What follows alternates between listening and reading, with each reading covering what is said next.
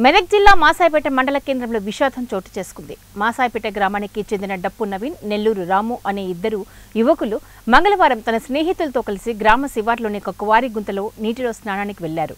అయితే ఇద్దరు యువకులు గల్లంతు కాగా అతనితో పాటు ఉన్న మరో యువకుడు ప్రాణాలతో బయటపడ్డాడు. గ్రామానికి చేరుకునే విషయం కుటుంబ సభ్యులకు తెలియచడంతో ఘటనా స్థలానికి చేరుకున్న కుటుంబ సభ్యులు మృతదేహాలను గజగీతగాళ్ల సహాయంతో గాలింపులు చేపట్టగా ఒక యువకుని మృతదేహం లభించింది. మరో యువకుడి కోసం గాలింపు చర్యలు కొనసాగిస్తూ ఉన్నారు. ఘటనా స్థలానికి చేరుకున్న పోలీసులు విచారణ చేపట్టారు. నిన్న నేను బాత్రూమ్ లో తానం చేసుకుంటున్నా, కంపెనీ పోతున్నామ్మా అంటే పువ్వు తినిపోవా బిడ్డ అంటే ఒక గంట పని ఉంది అమ్మా చేసుకొని వస్తాను సార్.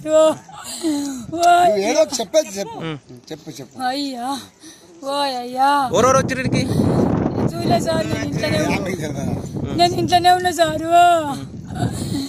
నేను బాత్రూమ్ లో ఉన్నా, బేడం పెట్టి వెళ్ళొచ్చి పని పోతున్నాను. పనికి పోతున్నా అనుకున్నా.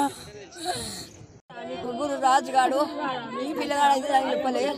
రాజుగారు నేను ఇద్దరం పోయి కోట పోయి స్నానం చేశాను.